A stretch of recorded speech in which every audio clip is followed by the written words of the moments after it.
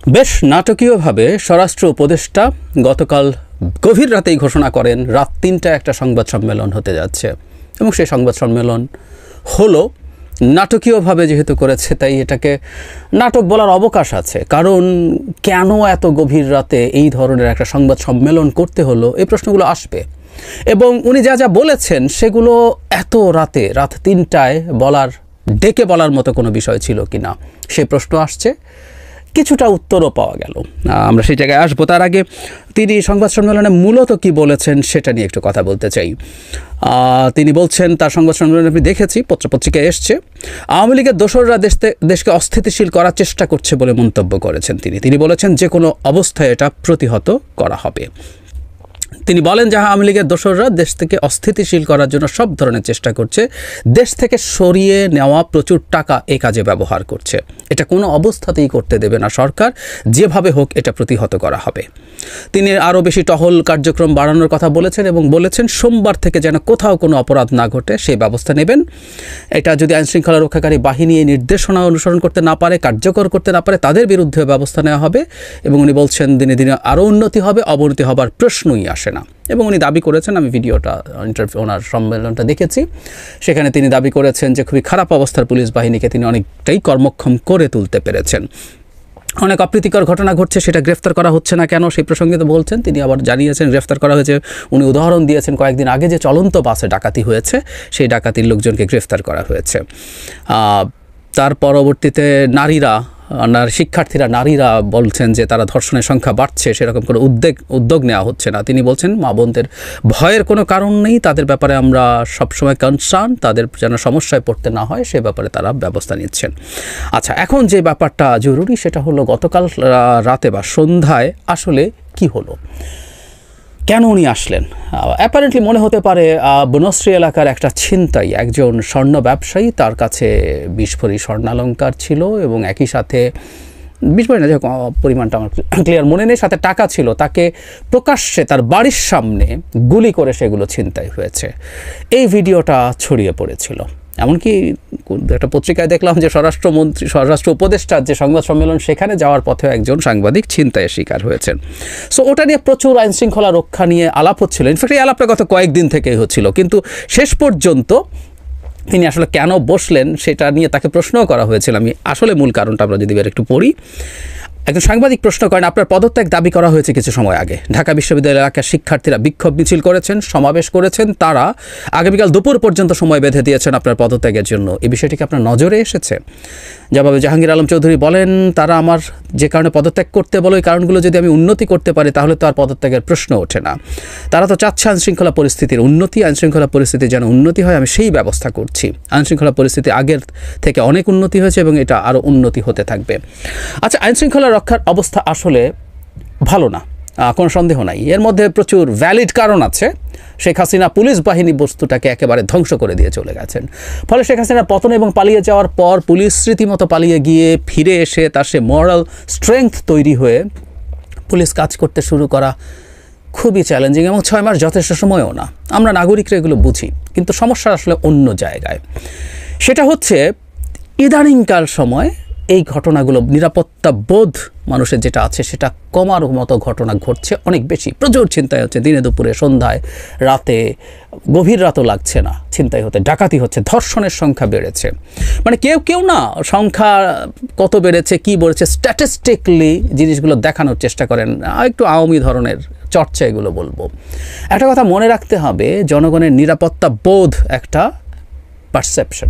এই পারসেপশনটা থাকে বা থাকে না, এটা সে চারপাশ দেখে বুঝে মানুষের সাথে কথা বলে এই সিদ্ধান্তগুলো তার সাবকনশাসে তৈরি হয়। মানুষের মধ্যে যে গভীর নিরাপত্তা বোধহীনতা তৈরি হয়েছে সেটা আমি আমার চারপাশে দেখি। আমি নিজে একই ধরনের, মানে বেশি রাতে আমার যাওয়া ফেরা কি ঠিক হবে এই প্রশ্ন আমার নিজের মনে আসে, কারণ আইনশৃঙ্খলা রক্ষার অবস্থা আসলেই ভালো না। সো এরকম বহু মানুষ আমাকে বলেন।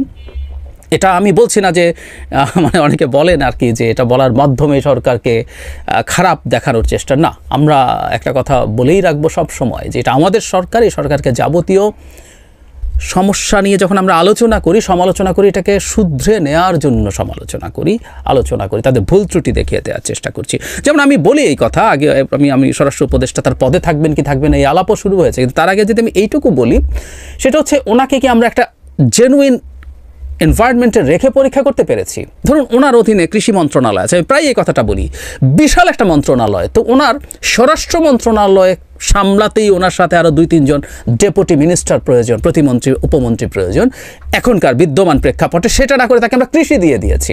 উনি নিজে রাখতে চাইছেন আমি জানি না, নাকি তাকে চাপিয়ে দিয়ে রাখা হয়েছে। সো তাকে আমরা তো একটা জেনুইন এনভায়রনমেন্টই দিতে পারি না এই পরীক্ষা করার জন্য।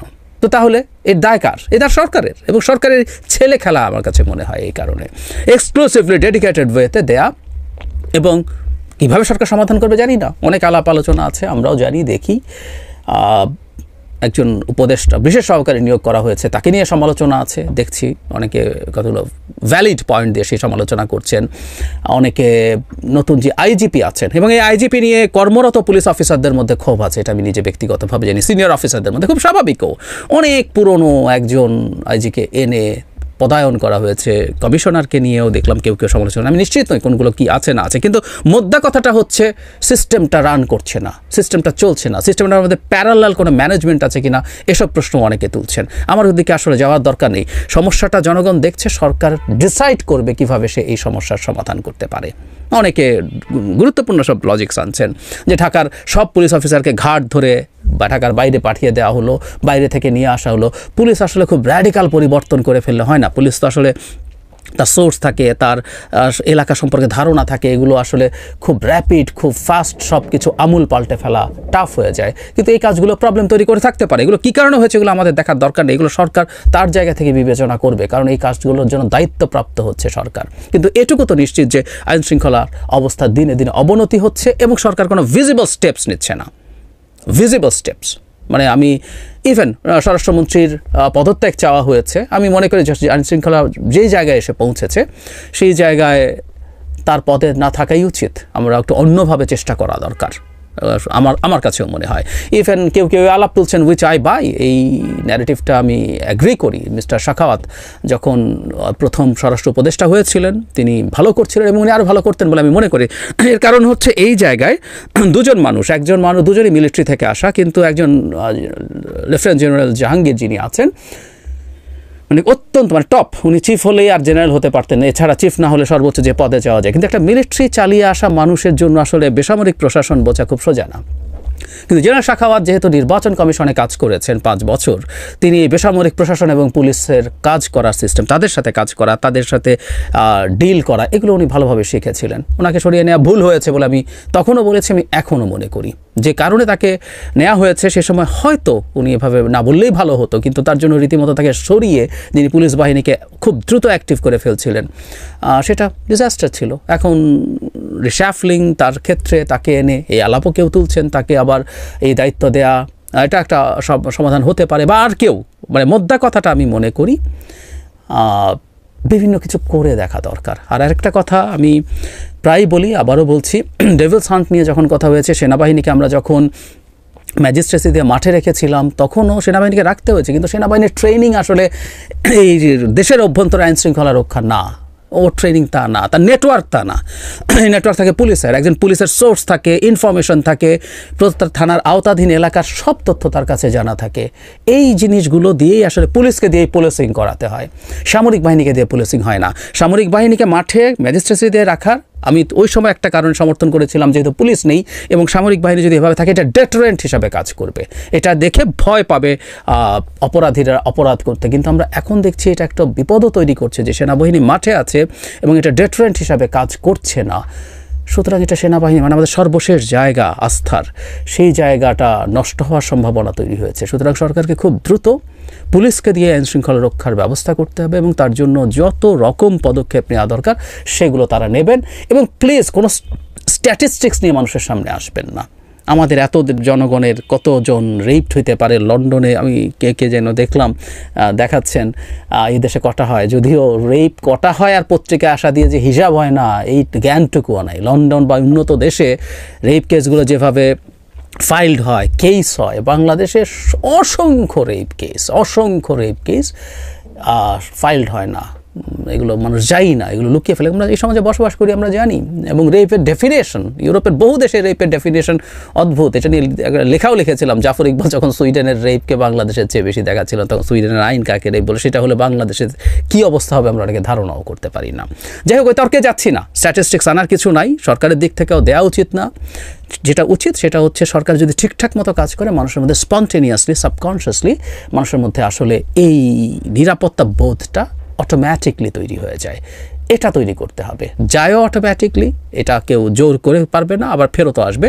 এবং তার জন্য পারফর্ম করতে হবে এবং জনগণকে দেখতে হবে যে সরকার সিরিয়াসলি এই কাজগুলো করছে, সরকার পদক্ষেপ নিচ্ছে। সরকার করলাম, হলে হলো, না হলে নাই, দেখা যাক, এভাবে চলতে পারে না।